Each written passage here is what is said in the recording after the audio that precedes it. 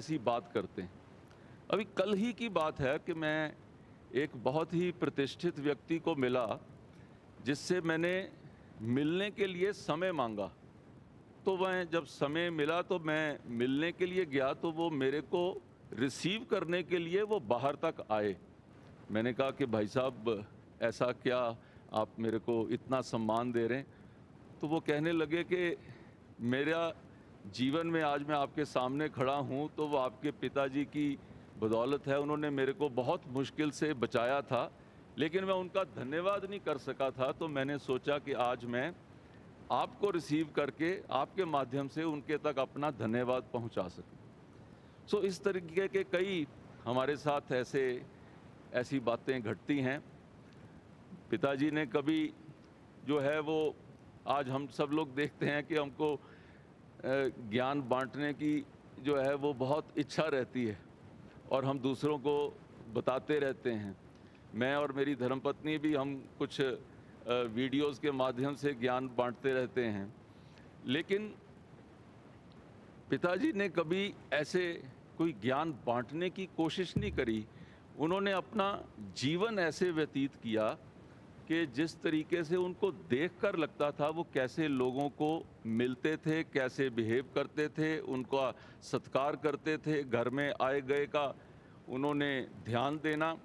यहाँ तक कि कोई व्यक्ति घर में मिलने के लिए आए तो वो उसको तो घर के सब लोग अटेंड करते ही थे, लेकिन जो घर उनके बाहर कोई ड्राइवर गनमैन होते थे तो वो उनको खास पूछने के लिए बाहर चले जाते थे। यहाँ तक कि ऐसा आभास हमको हुआ कि जिस दिन उनका देह जो है वो हमारे घर के आंगन में पड़ा था, तो उस समय घर चारों तरफ से लोग आए हुए थे, घिरे हुए थे। तो मेरी पत्नी प्रिया को ऐसा लगा कि वो पापा ने उसको बुलाकर उसको ये उसके कान में कहा कि तुम बाहर लोग बहुत खड़े हैं, उनके लिए पानी का प्रबंध कर दो, उनके लिए कुछ चाय का प्रबंध कर दो, देखो वो ठीक-ठाक हैं। ऐसा भाव उनके मन में हमेशा रहता था और पार्टी से भी ऊपर उठ के उन्होंने हमेशा कोशिश करी कि कोई भी व्यक्ति उनके पास आए, वो उसके लिए मदद के लिए हमेशा खड़े रहते थे। हम कोशिश कर रहे हैं कि हम भी उनके दिखाए हुए मार्ग की ऊपर हम भी चल सकें और परिवार, पार्टी और समाज, देश जो है उसमें हम भी उसके अंदर अपनी एक गिलहरी की भूमिका हम भी उसके अंदर अर्पण कर सकें। आज के इस मेमोरियल लेक्चर में आप सब लोग हमारे साथ जुड़े, मैं हृदय से आप सबका आभार व्यक्त करता हूं। और पिताजी के लिए हमने एक 5 मिनट की एक छोटी सी एक वीडियो एक आपके लिए तैयार करी है। मैं अपने आईटी के लोगों को कहूँगा कि उसको चलाकर ज़रा सबके साथ शेयर करें। आप सबका बहुत बहुत धन्यवाद। जय हिंद।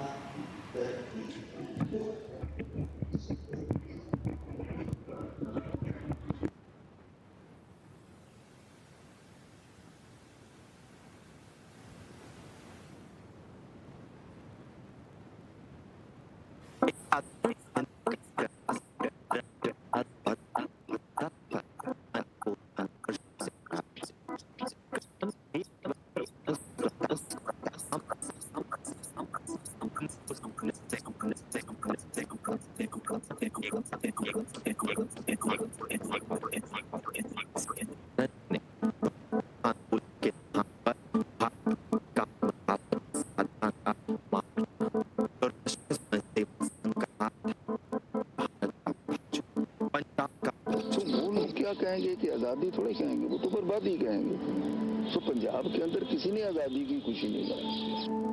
नवयुवा बलराम जी दास टंडन तब सक्रिय हुए। समाज की वेदना को महसूस करते हुए वे घर परिवार को छोड़कर सन 1946 में राष्ट्रीय स्वयंसेवक संघ के प्रचारक बने। और मेरा जो फर्स्ट इलेक्शन है, जो 53 के अंदर मैं वहां पर की नगर निगम का मेंबर बना। 52 में तो आई वॉज नॉट 25। जब पहला election general election I was less bye 6 months। 24.5 साल मेरी उम्र थी, इसलिए आई कुडंट कंटेस्ट, क्योंकि कम से कम 25 साल चाहिए। छत्तीसगढ़ के राज्यपाल के पद पर 2014 से 2018 तक कर्तव्य पद पर रहते हुए दिनांक 14 अगस्त 2018 को बलराम जी दास टंडन प्रभु चरणों में विलीन हो गए। बड़ी संख्या में पार्टी कार्यकर्ताओं, उनके राजनीतिक और पारिवारिक करीबियों ने अत्यंत भावुक शब्द व्यक्त किए, जिनमें भारत के राष्ट्रपति माननीय श्री रामनाथ कोविंद जी, प्रधानमंत्री श्री नरेंद्र मोदी जी, गृह मंत्री श्री अमित शाह जी, केंद्रीय वित्त मंत्री श्री अरुण जेटली के साथ साथ भारत की कई राजनीतिक और सामाजिक हस्तियों ने दुख व्यक्त किया। बलराम दास जी संघ के पहली पीढ़ी के या अधिक से 2 पीढ़ियां और आगे है तैयार काम करने के, और उनको तैयार करना है तो कैसे तैयार करना है, तो पिछले 2 पीढ़ियों के कार्यकर्ता कैसे थे, इसलिए जो कोर कॉम्पिटेंस आवश्यक है उसके उदाहरण जहां जहां मिलते हैं वहां देखने जाना। मैं भी उसी भाव से आया हूँ। वास्तव में वो नेता नहीं थे, वो भारत माता के पुत्र थे, बेटे थे। देश को सर्वप्रथम रखते हुए पार्टी के अन्य कार्यों में पूरी तरीके से छूट जाना, इस प्रकार से राजनीतिक जीवन में भी शुद्धता रखना, समर्पित रहना पार्टी के प्रति, जनता के प्रति, और देश और जनहित को सर्वोपरि रखते हुए कैसे काम करना। राजनीति में इतने उतार चढ़ाव आए, ऐसा निश्चल चरित्र, ऐसा निष्पक्ष चरित्र और ऐसा दृढ़ हिम्मत वाला व्यक्ति देखने को नहीं मिला। परिवार के सब लोग उसी प्रकार के संस्कारों को लेकर के, उनके चरणों पर चल करके उसी प्रकार के संस्कारों में बने हुए हमारे देखते हुए, हमारे मतलब आप सबके हमारे देखते हुए करोड़ों लोग चले गए, और ऐसे ही करोड़ों लोगों के देखते हुए हमने भी एक दिन चले जाए। तो इस छोटी सी आयु के अंदर हम जो बात कबीर जी ने कही, जिसका भजन यहाँ पर हमें सुनने का मौका मिला कि जब तुम आए जगत में जग हंसे तुम रोए, अब ऐसी करनी कर चलो जो हम हंसे जग रोए। संजय, प्रिया, यश, अलका, पूनम, आपको मेरी बहुत बहुत शुभकामनाएं। भगवान आपको बहुत लंबी और स्वस्थ आयु दे, ये मेरी हृदय से भगवान के चरणों में प्रार्थना है।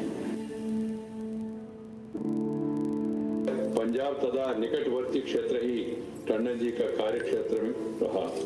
इस क्षेत्र में अपने सार्वजनिक जीवन में टंडन जी ने यश और प्रतिष्ठा अर्जित की, जिसे आज भी लोग आदर के साथ स्मरण करते हैं। He was a person from the politics of ideology। एक विचारधारा के लिए समर्पित होकर के जीवन लगाना और अपने जीवन के साथ साथ उस जीवन को उस विचारधारा के साथ जीना, ये बलराम जी दास टंडन जी से हमको सीखने को मिलता है, हमको समझने को मिलता है, और ये हमको ध्यान में रखना है।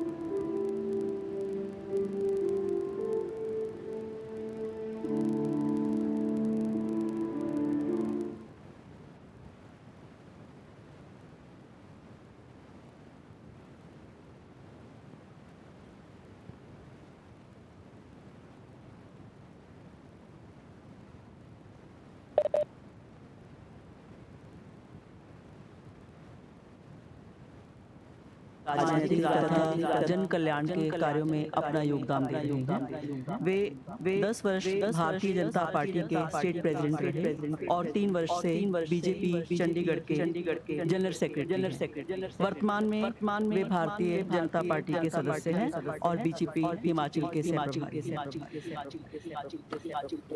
अब मैं आज के कार्यक्रम के मुख्य आकर्षण स्मृति व्याख्यान के वक्ता माननीय रक्षा मंत्री श्री राजनाथ सिंह जी से सविनय निवेदन करूंगी कि वे अपना व्याख्यान प्रस्तुत करके हम सबको अनुग्रहित करें। माननीय श्री राजनाथ सिंह जी।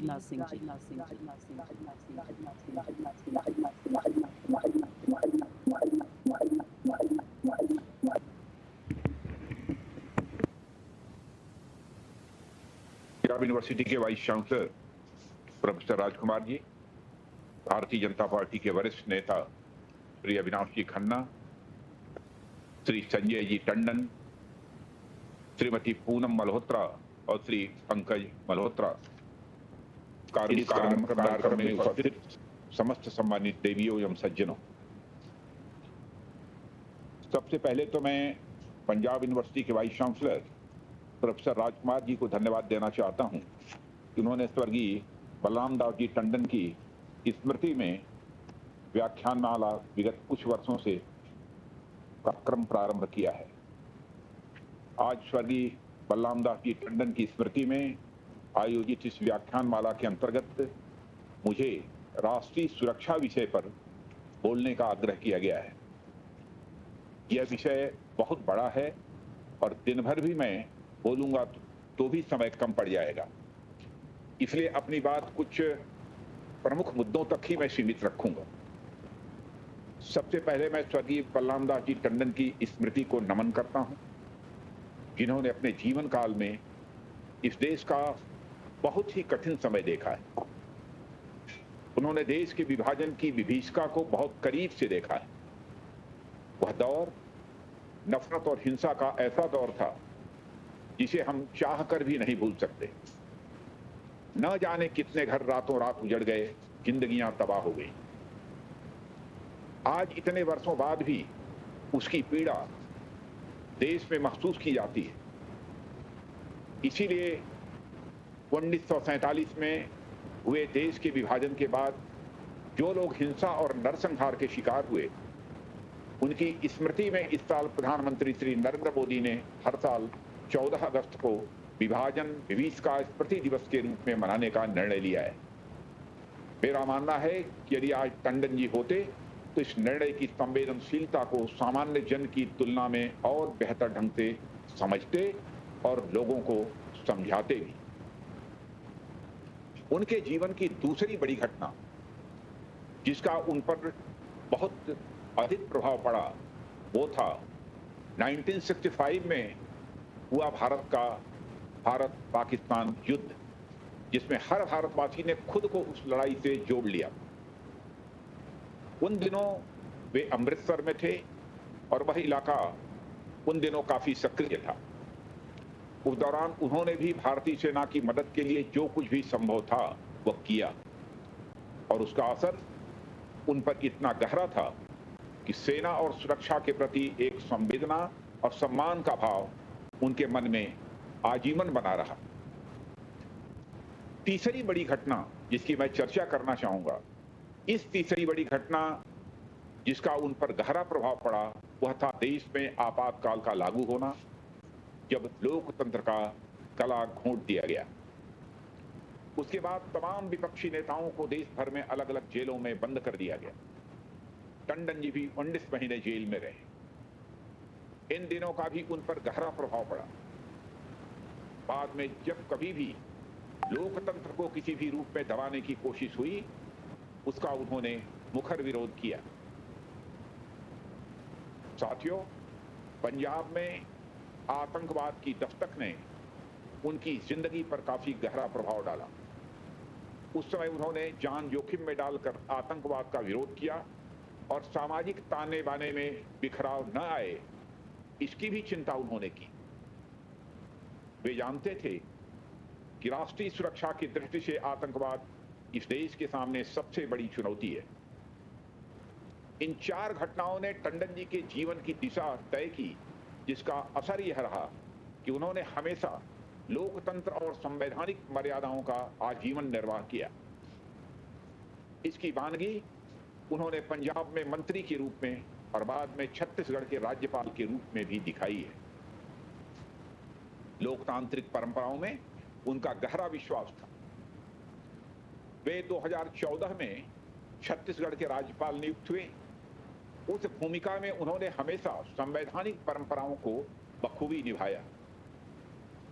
उनके कार्य, व्यवहार या आचरण पर कभी भी कोई उंगली उठाने का साहस नहीं कर पाया। उनका पूरा राजनीतिक जीवन सामाजिक सौहार्द को मजबूत करने के लिए समर्पित रहा है। एक सामाजिक और राजनीतिक कार्यकर्ता के रूप में कभी भी कट्टरवाद और सांप्रदायिकता को उन्होंने बढ़ावा नहीं दिया। लेकिन जिस बात को लेकर उनका सबसे अधिक आग्रह था वह था राष्ट्रवाद, क्योंकि उनका यह मानना था कि राष्ट्र के प्रति निष्ठा और प्रेम भारत की राष्ट्रीय सुरक्षा के लिए यह बहुत ही आवश्यक है। देवियों सज्जनों, इसीलिए उनके नाम पर समर्पित इस व्याख्यानमाला का विषय बहुत ही सटीक है और मैं मानता हूं समयानुकूल भी है। इस विषय पर बात रखने के लिए संजय टंडन जी, जो उनके बेटे भी हैं, उन्होंने मुझे आमंत्रित किया। क्योंकि संजय जी का आग्रह था और टंडन जी के प्रति मेरे मन में हमेशा आदर और सम्मान का भाव रहा है, इसलिए तमाम व्यस्तताओं के बावजूद मैंने इस कार्यक्रम का निमंत्रण स्वीकार किया। जहां तक राष्ट्रीय सुरक्षा का विषय है, तो भारत के इतिहास में राष्ट्रीय सुरक्षा को एक व्यापक दृष्टि से यदि किसी ने पहली बार देखा तो आज से करीब 2200 साल पहले आचार्य चाणक्य ने देखा। राष्ट्रीय सुरक्षा को लेकर जिस तरह के विचार उन्होंने अपनी पुस्तक अर्थशास्त्र में रखे हैं, वे आज भी उतने ही महत्वपूर्ण हैं जितने कि चाणक्य और चंद्रगुप्त मौर्य के समय में रहे हैं। देवियों सज्जनों, हमारे देश का इतिहास इस बात का साक्षी है। जब जब भारत में राष्ट्रीय सुरक्षा को लेकर ऊहापोह या निष्क्रियता की स्थिति रही है, तब तब हमें एक नहीं अनेक चुनौतियों का सामना करना पड़ा है। यह बात प्राचीन काल में देखी गई, मध्यकाल में भी यही स्थिति रही। स्वतंत्रता संग्राम के इतिहास के दौरान भी यही देखा गया। आजादी के बाद भी अनेक मौकों पर यह स्थिति देखने को मिली है। इसलिए राष्ट्रीय सुरक्षा के प्रति संवेदनशील रहना हर सरकार की पहली आवश्यकता ही नहीं, बल्कि उसकी सबसे बड़ी प्राथमिकता भी होती है। जब हम राष्ट्रीय सुरक्षा को परिभाषित करते हैं तो उसका अर्थ होता है कि हमारे राष्ट्र के अस्तित्व, उसके विकास और उसके हितों को चोट पहुंचाने वाले हर खतरे और चुनौती से निपटना और उस पर विजय प्राप्त करना।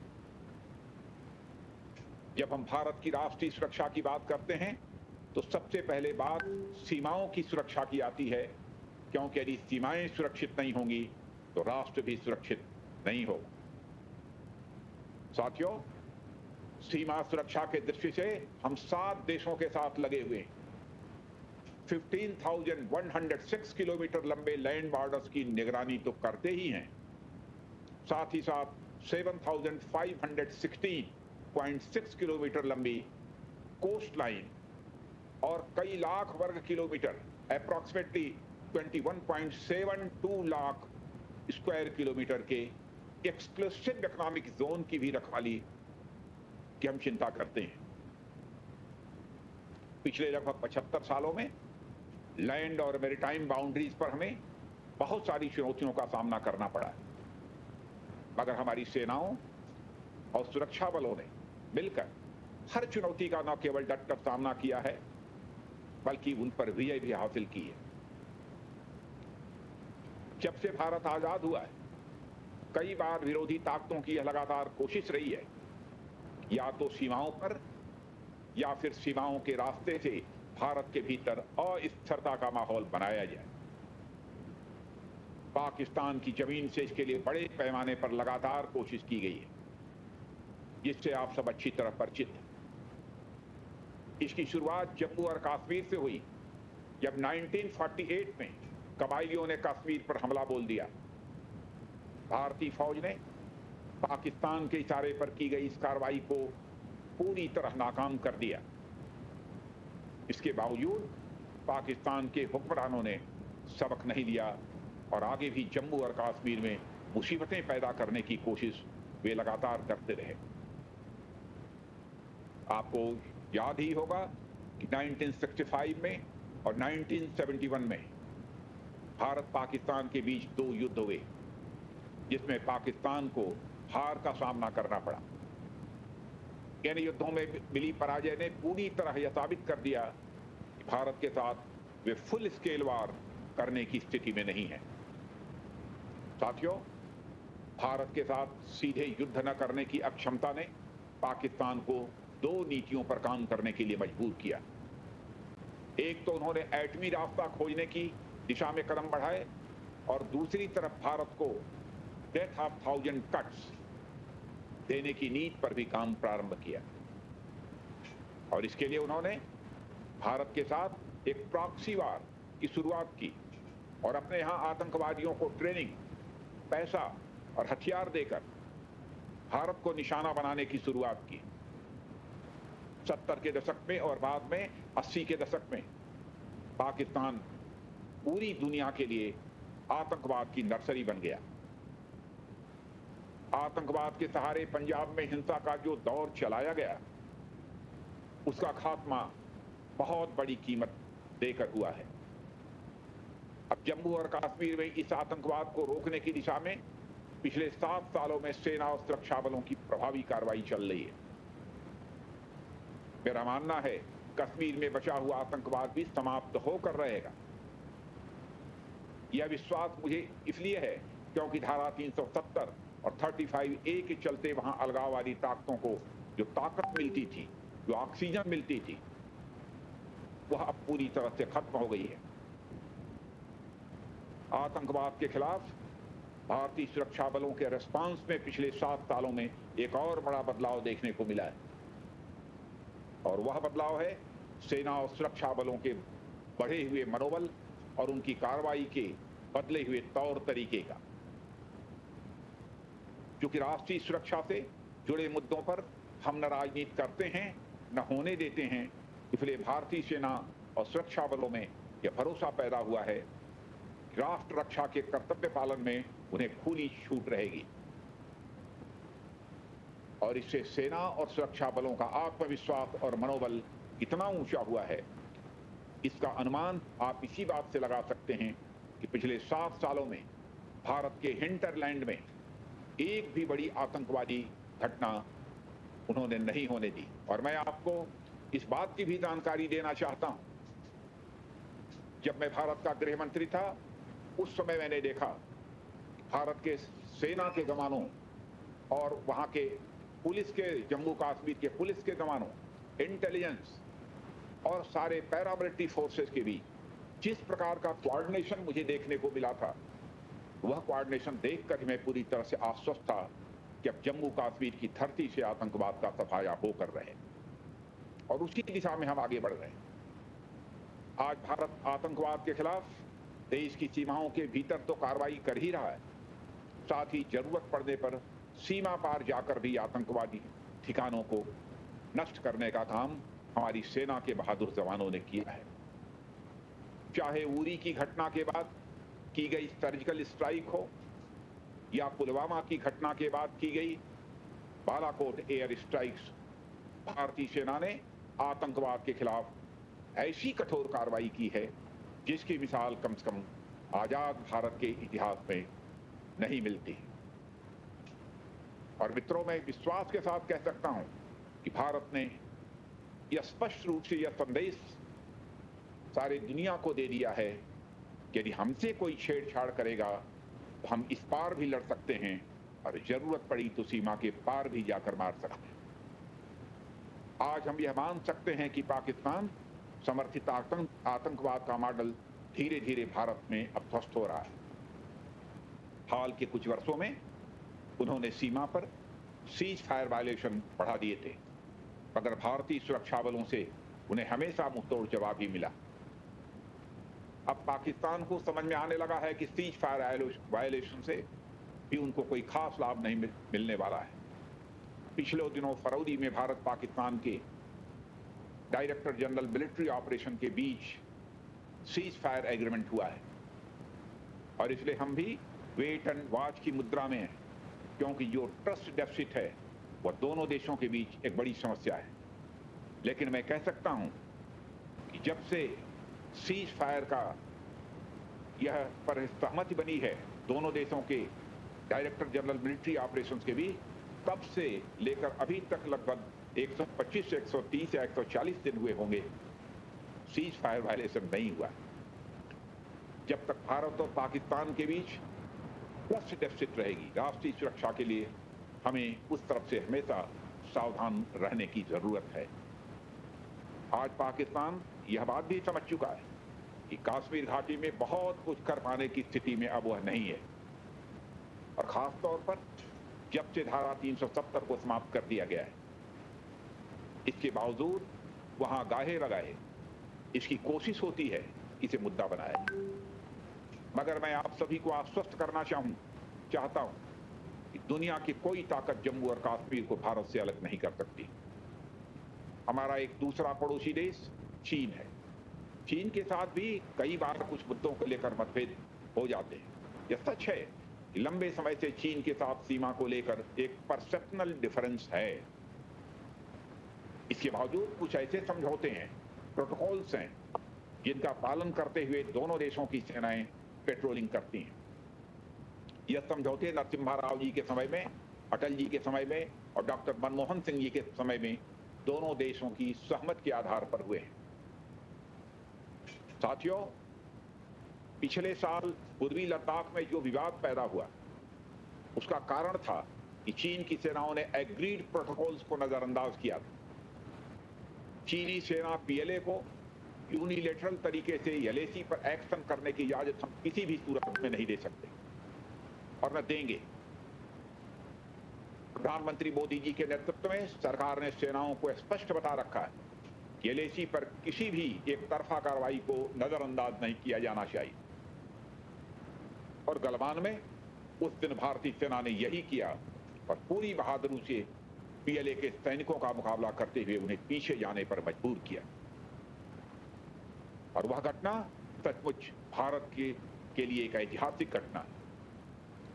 गलवान की घटना को 1 वर्ष बीत चुके हैं, मगर जिस शौर्य, पराक्रम और संयम का परिचय भारतीय सेना ने दिया है वह अतुलनीय है, अनपैरेलल, और आने वाली पीढ़ियां भी उन जाबाज सैनिकों पर गर्व करेंगी। सीमा की सुरक्षा करते हुए जिन सैनिकों ने वीर गति प्राप्त की है उन्हें मैं अपनी श्रद्धांजलि भी अर्पित करता हूं। बहुत सारी बातें हैं जिनकी चर्चा मैं सार्वजनिक रूप से नहीं कर सकता, मगर जब गलवान का इतिहास लिखा जाएगा तब पूरा देश उनके शौर्य और पराक्रम पर गर्व करेगा। यह बात मैं पूरे विश्वास के साथ आपके सामने कहना चाहता हूं। साथियों, भारत और चीन के बीच सीमा के विवाद का हल बातचीत के रास्ते और शांतिपूर्ण ढंग से हो, यह हम चाहते हैं। और मैं आप सभी को आश्वस्त करना चाहता हूं, प्रधानमंत्री मोदी जी के नेतृत्व में हम भारत की सीमा, उसके सम्मान और स्वाभिमान से समझौता किसी भी सूरत में नहीं करेंगे। सीमाओं की पवित्रता को हम कतई भंग नहीं होने देंगे। इसके बावजूद विपक्ष के कुछ नेताओं द्वारा देश में सेना के पराक्रम को लेकर सवाल खड़े किए गए, जबकि सच्चाई यह है भारतीय सेना ने इस बार शौर्य और पराक्रम तो दिखाया ही, साथ ही जहां संयम की आवश्यकता थी वहां संयम का भी परिचय दिया है। सेना की ट्रेनिंग होती है दुश्मन की हरकत को देखते ही ट्रिगर दबा देना, मगर भारतीय सेना ने बड़ी मैच्योरिटी के साथ काम करते हुए साहस और संयम दोनों का प्रदर्शन किया है। इसलिए भारतीय सेनाओं की जितनी भी प्रशंसा की जाए तो कम है। मित्रों, चीन के साथ 1962 में जो हुआ उससे हमने बहुत सबक लिया है। उस समय देश में बॉर्डर इंफ्रास्ट्रक्चर की स्थिति बहुत खराब थी।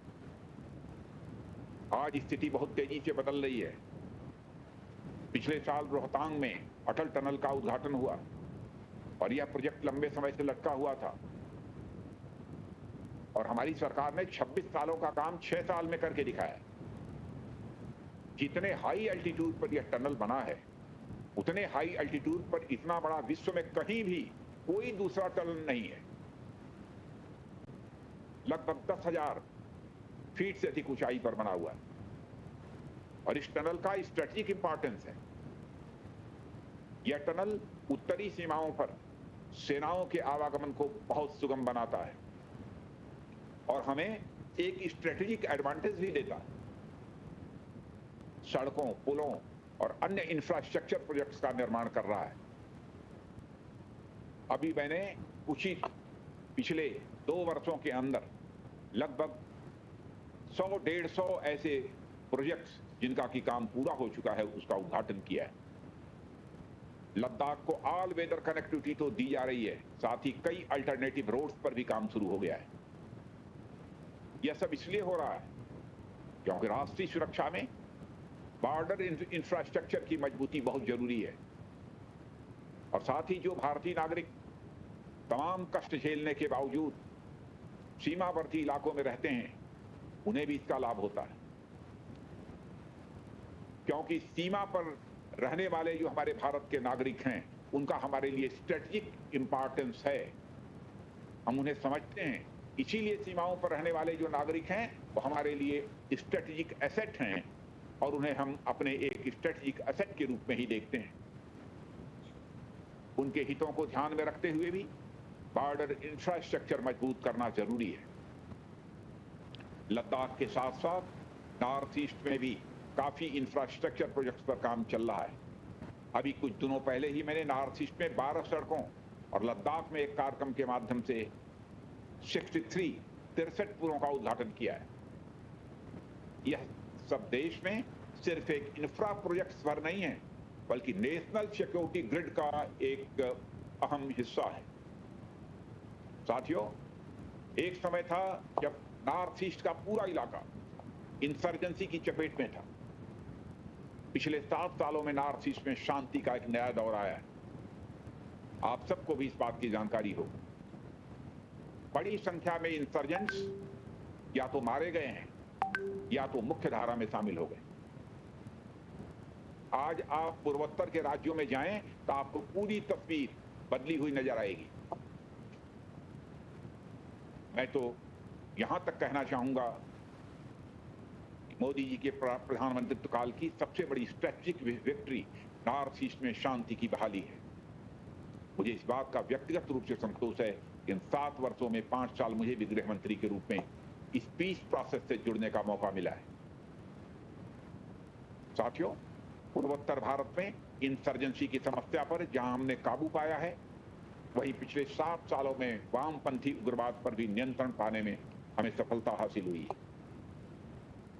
साल 2014 में जब हमारी सरकार बनी थी तो देश में करीब 160 जिले नक्सलवाद की समस्या से जूझ रहे थे, जबकि साल 2019 में ऐसे नक्सल प्रभावित जिलों की संख्या घटकर लगभग 50 के आसपास रह गई थी। वैसे ज्यादा प्रभावित जिलों की संख्या और भी कम थी। सही मायनों में उनमें से भी 80% घटनाएं केवल 8-10 जिलों में ही हो रही थी।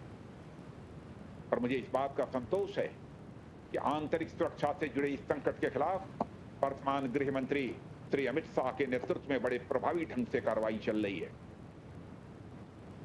मित्रों, राष्ट्रीय सुरक्षा की दृष्टि से भारत की सेनाएं सरहदों और सागर की सुरक्षा करने में पूरी तरह से सक्षम। सरकार की तरफ से उन्हें पूरा सपोर्ट और इंकरेजमेंट है।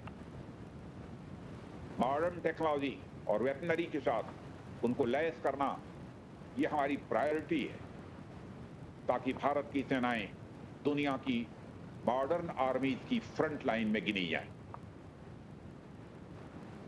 यदि हमारी प्राथमिकता नहीं होती तो भारत की वायुसेना का न्यू जनरेशन फाइटर प्लेन के लिए 20 सालों का इंतजार अभी खत्म न हुआ होता।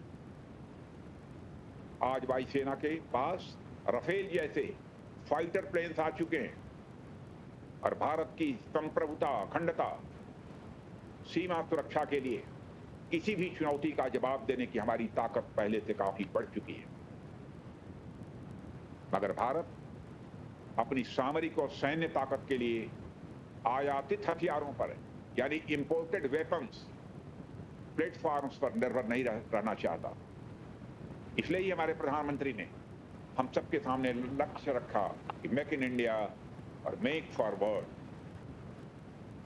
यह हमारा आत्मनिर्भरता का संकल्प है।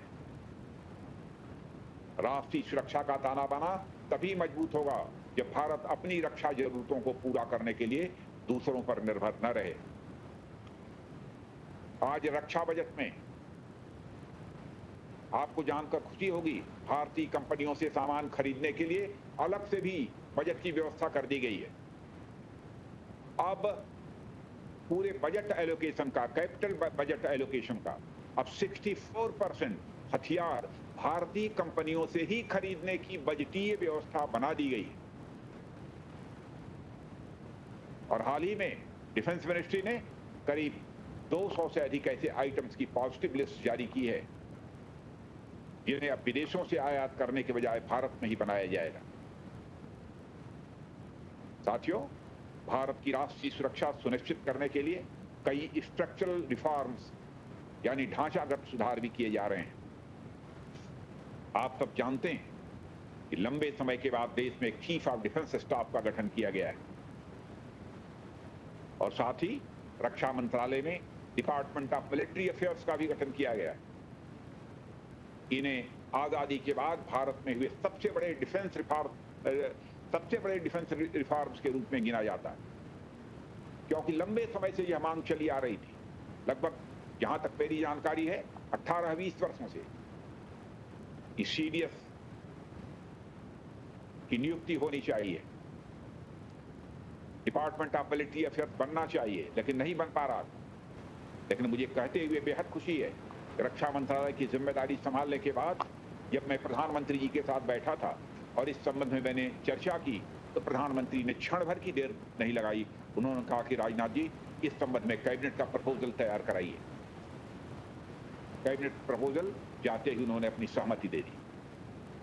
डिफेंस रिफॉर्म्स की इसी नीति पर आगे बढ़ते हुए हम एक नए तरीके से थिएटर कमांड्स का निर्माण करने की दिशा में भी काम कर रहे हैं। यह भी अपने आप में क्रांतिकारी सुधार होने जा रहा है। अभी इस संबंध में ब्रेन स्टॉर्मिंग चल रही है। राष्ट्रीय सुरक्षा की दृष्टि से चाहे बाह्य सुरक्षा हो या आंतरिक सुरक्षा या फिर कूटनीतिक मोर्चे पर भारत के सामरिक हितों की रक्षा और उन्हें मजबूती देने का काम, अब हर मोर्चे पर भारत की एकता, अखंडता और सुरक्षा के लिए पूरी तरह से प्रतिबद्ध है। मित्रों, भारत की राष्ट्रीय सुरक्षा को लेकर जिस बड़े पैमाने पर काम चल रहा है वह अपने आप में अभूतपूर्व है। सुरक्षा से जुड़े हर विभाग के बीच एक बहुत अच्छा कोऑर्डिनेशन देखने को मिल रहा है। इसके बावजूद हम इस बात को लेकर सचेत हैं कि हमारी दृष्टि भारत विरोधी ताकतों के नापाक इरादों और मंसूबों को फलीभूत नहीं होने दें। राष्ट्रीय सुरक्षा को लेकर कुछ नए खतरे भी सामने आए हैं जो मॉडर्न टेक्नोलॉजी के विकास के कारण देखने को मिले। जम्मू में एयरफोर्स स्टेशन की घटना ने इस तरफ हम सबका ध्यान आकर्षित किया है। इसलिए इस बात को भी हम समझते हैं कि हमें राष्ट्रीय सुरक्षा तंत्र को नई चुनौतियों के लिए लगातार अपडेट और अपग्रेड करते रहना है। और मैं आपको बताना चाहता हूं, यह काम भी हो रहा है। हमने आकाश से आने वाले नए खतरों से निपटने के लिए जहां मिशन शक्ति के माध्यम से एंटी सैटेलाइट स्ट्राइक क्षमता हासिल की है, वहीं ड्रोन से जुड़े खतरों से निपटने के लिए एक नई ड्रोन पॉलिसी भी सरकार ने घोषित कर दी है।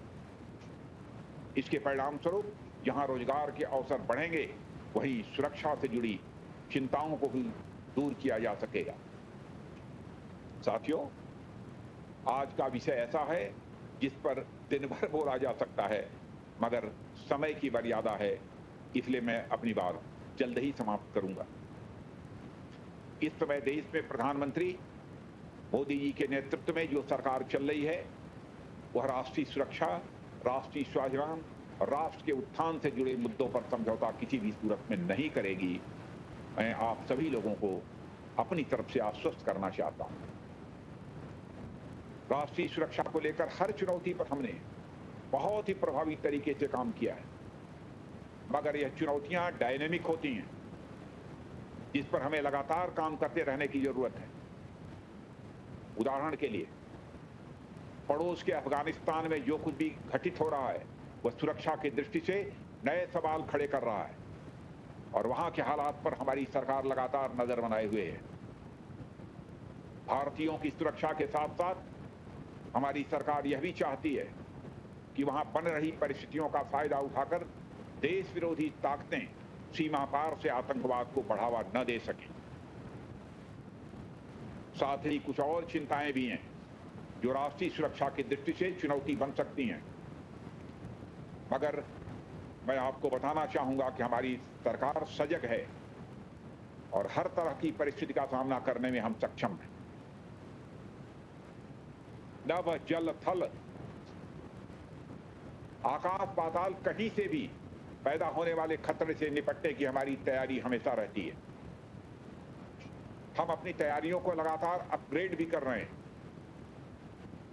हमारा लक्ष्य है भारत को समृद्ध, सशक्त और सुरक्षित बनाना।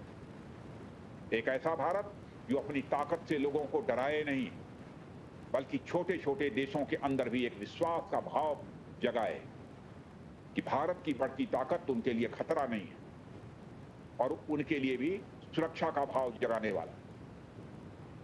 क्योंकि भारत के अतीत के पन्नों को पलटकर यदि कोई देखे तो वह इस नतीजे पर पहुंचेगा कि भारत ने कभी भी न तो दुनिया के किसी देश पर आक्रमण किया है, न तो दुनिया के किसी देश की 1 इंच जमीन पर कभी कब्जा किया है।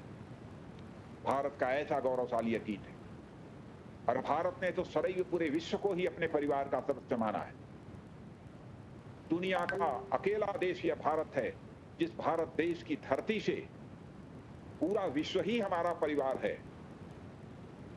The whole world is our family, यानी वसुधैव कुटुंबकम का संदेश सारे विश्व को यदि किसी देश की धरती से गया है तो केवल और केवल हमारे और आपके देश भारत देश की धरती से गया है।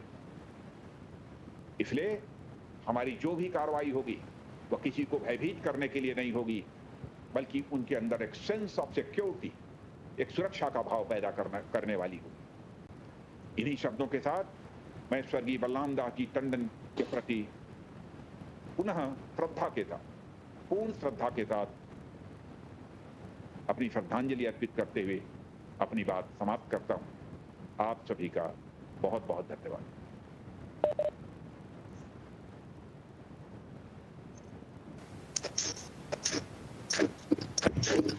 माननीय राजनाथ सिंह इस अत्यंत प्रेरणादायी व्याख्यान के लिए उनका बहुत बहुत आभार। उन्होंने राष्ट्रीय सुरक्षा जैसे संवेदनशील एवं महत्वपूर्ण विषय पर बोलते हुए हमें अपने राष्ट्र की अस्मिता एवं सुरक्षा तथा चुनौतियों से अवगत कराते हुए भारत की सुदृढ़ सुरक्षा वर्तमान स्थिति से भी अवगत कराया और हमें आश्वस्त भी करवाया।